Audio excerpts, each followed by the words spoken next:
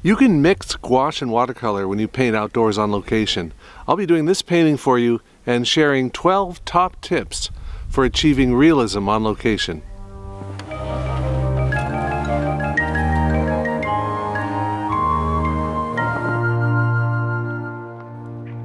The first thing is use a watercolor sketchbook or board that's made for watercolor. And then when you do the drawing on there, just focus on what attracted you. Don't try to put in everything. So what I want to do is approach this by first laying in a tone across the whole background, just to get rid of the white of the paper.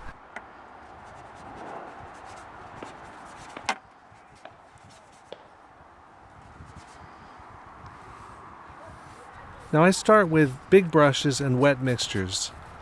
Early in the picture, the painting can be very wet, and you can use inch-wide brushes or bigger and lay in big areas. You'll use small brushes and drier textures later. Now I want to paint in the shadow, and here I'm using the brush with a little bit of white, but it's still mainly transparent, and I'm deliberately using warm and cool mixtures to get those variations.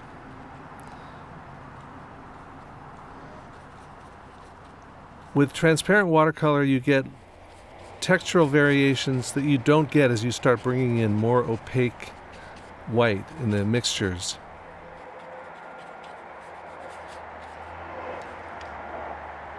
I'm using mixtures of blue and raw sienna and black and yellow and perylene maroon, which is a kind of red.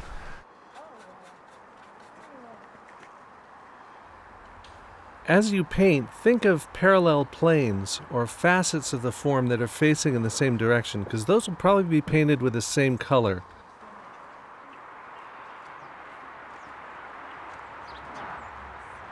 So at this stage, the painting is fairly messy and abstract, but I have groups of related tones that are in parallel planes. So the bluish up-facing planes on the shadow side of the snowbank, the more darker vertical planes of the snowbank, the dark cast shadows just in the forward lower edge of the snowbank, the dark buildings back here, and then the very light, warm background tone.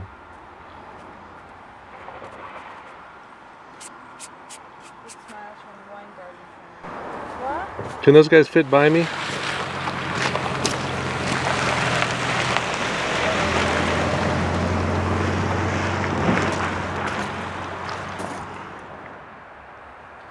I use flat brushes a lot because I can use the edge of the brush for smaller details and then use the brush flat on for bigger shapes.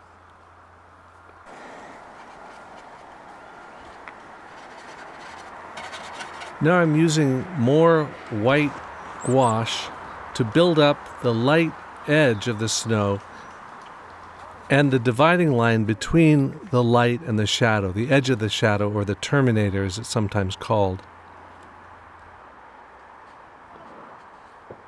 Gouache gives me the ability to be very precise with my control of values, something that a lot of other media don't allow.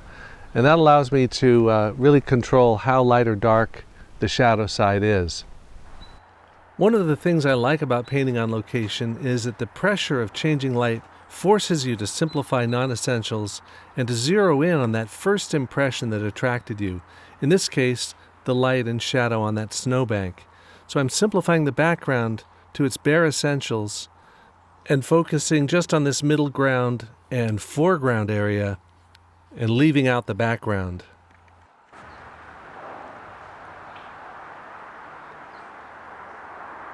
But with this foreground, there's the whole gravelly texture, and I can leave that with a dry brush.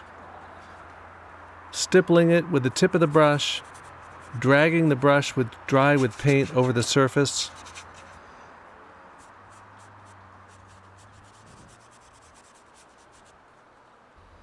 Throughout the painting process, I'm thinking ahead to the next steps, and I'm anticipating painting some of the lightest values and the brightest accents.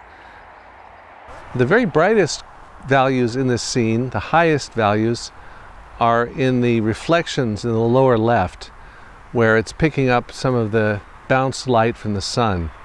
This is the highest reflectivity, and therefore it got the highest values, even much more than snow, which as white as it is, it absorbs a lot of light.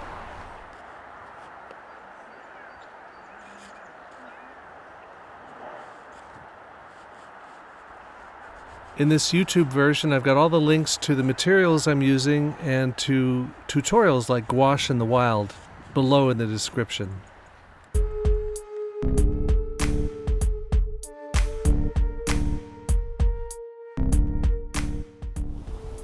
So there's the finished painting. It's the work of about an hour and a half. And you have to work quick in these conditions because the light is changing so quickly. Okay, thanks for watching. You might want to check out my website or subscribe to my channel. And then here's a playlist with more good stuff and a video that continues the story. So check them out and share with your friends.